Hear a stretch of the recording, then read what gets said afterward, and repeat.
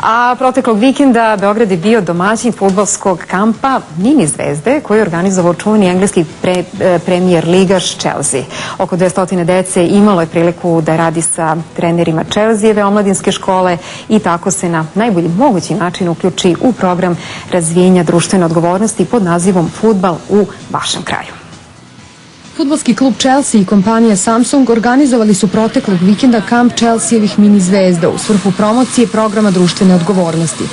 Beogradska Ada Ciganlija bila je nalik londonskom hramu fudbala Stamford Bridgeu, a među 200 dečaka i devojčica koji su imali jedinstvenu priliku da rade sa trenerima Chelseajeve fudbalske škole bila je verovatno i neka buduća zvezda svetskog fudbala. Ipak, ovoga puta takmičenje nije bilo u prvom planu, jer su glavni ciljevi bili učenje kroz zabavu i kratak izlet u svet slavne engleske premijer lige, što je istinska privilegija za ljubitelje sporta u našoj zemlji.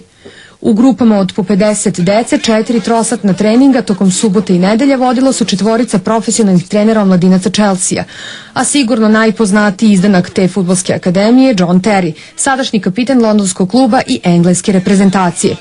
Takvi kampovi organizuju se na 11 lokacija u Engleskoj. Mnogim mestima u Evropi i u Sjedinjenim Američkim Državama služe kao inspiracija mladim fudbalerima da još više treniraju, ali i svoj ostaloj deci uključeno i u program da izaberu sport kao jedan od načina da naprave svoj život lepšim.